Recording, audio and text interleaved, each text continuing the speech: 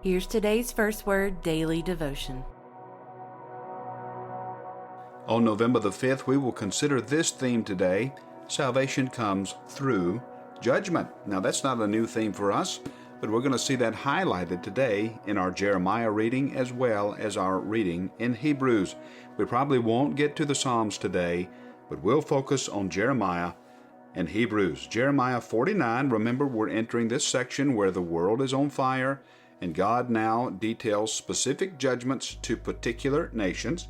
So first we have in chapter 49 and verse 1 concerning the Ammonites. And then flip ahead to verse 6. And here we see our theme, salvation through judgment. And it's important for us that this pattern is displayed for us concerning the Ammonites. And what does that tell us? It tells us that this is the pattern of the whole world. This pattern of salvation through judgment extends to the whole world. And that'll become clear, especially as it relates to our Hebrews reading. But let's get there. Jeremiah 49 and verse 6. Afterwards, I will restore the fortunes of the Ammonites, declares the Lord. Again, salvation comes through judgment, and this is the pattern of the whole world. Verse 17, there's Edom. Verse 23, concerning Damascus. Verse 28, concerning Kedar. Verse 34, concerning Elam. And then here we have at verse 39, but in the latter days I will restore the fortunes of Elam, declares the Lord.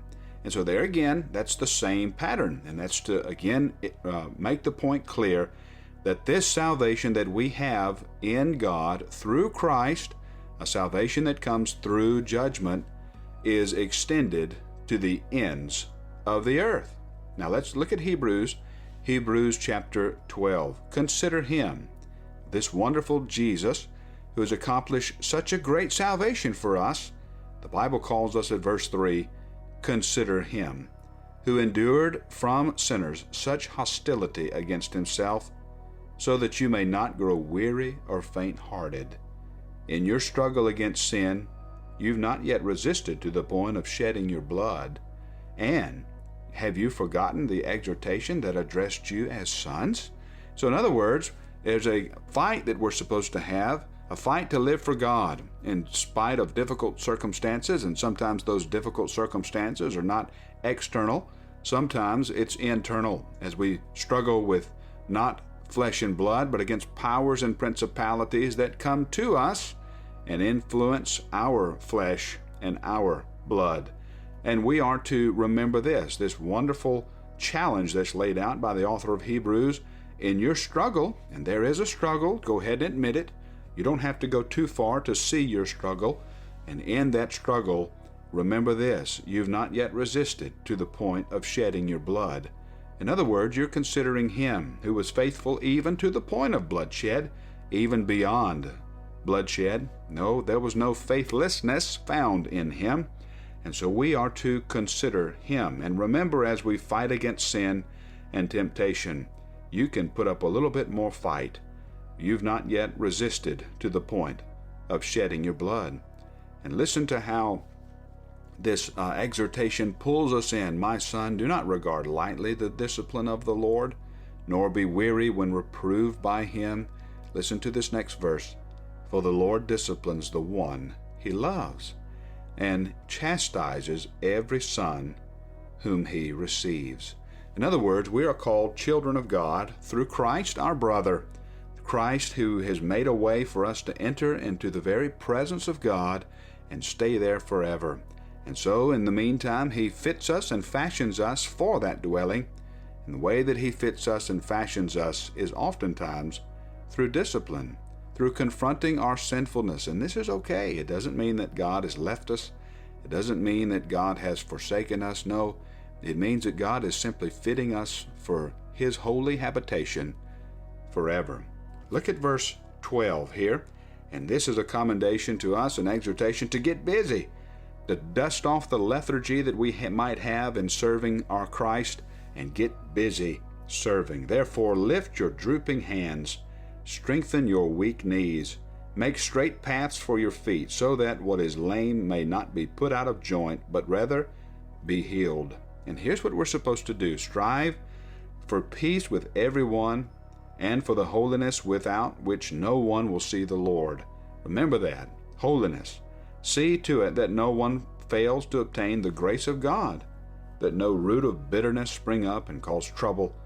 By it many become defiled. And here's what else we're to avoid: that no one is sexually immoral or unholy like Esau, who sold his birthright for a single meal. For you know that afterward, when he desired to inherit the blessing, he was rejected. He found no chance to repent, though he sought it with tears. In other words, there's the fleeting pleasure of sin. It may last for just a moment, but in the end you really don't want it. Even though you may convince yourself that you do for just that time, in the end you really don't want it. And remember that. Remember, when temptation comes your way, whatever it is that you're tempted with, you really don't want it, even though it seems like you do. Verse 18, for you have not come to what may be touched, a blazing fire and darkness and gloom and a tempest and the sound of a trumpet, the voice whose words made the hearers beg that no further message be spoken to them. That's not where you are, he says. Verse 22, you've come to Mount Zion, to the city of the living God, the heavenly Jerusalem, and to innumerable angels in festal gatherings, and to the assembly of the firstborn who are enrolled in heaven, and to God the judge of all, and to the spirits of the righteous made perfect. Look at this language. And to Jesus, the mediator of a new covenant, and to the sprinkled blood that speaks a better word than the blood of Abel. Now remember this? This is where we started back in Hebrews chapter 11. The first man of faith, the first of the faithful, was old Abel. And here we have Jesus, and we're told that he is the mediator of a new covenant, sprinkled with blood that speaks a better word than the blood of Abel. Verse 25, don't refuse him. See that you don't refuse him who is speaking. For if they did not escape when they refused him who warned them on earth, much less will we escape if we reject him who warns from heaven. At that time his voice shook the earth, but now he has promised, yet once more I will shake not only the earth but also the heavens. This phrase, yet once more, indicates, listen closely, the removal of things that have been made, in order that the things that cannot be shaken may remain. You know what we just heard there? The same thing concerning Damascus, concerning Edom, concerning Kedar, concerning the Ammonites, Moab. Salvation comes through judgment, and this salvation extends to the whole earth. He shakes the things that cannot remain, so that what can remain cannot be shaken. Therefore, let us be grateful for receiving a kingdom that can't be shaken, and thus let us offer to God acceptable worship with reverence and awe. And then look, what a word for us to close today with. Verse 29, remember this, our God is a consuming fire. Oh, may we be consumed by that fire of passion and love. May our hearts be consumed with no greater zeal than living for Jesus this day and every day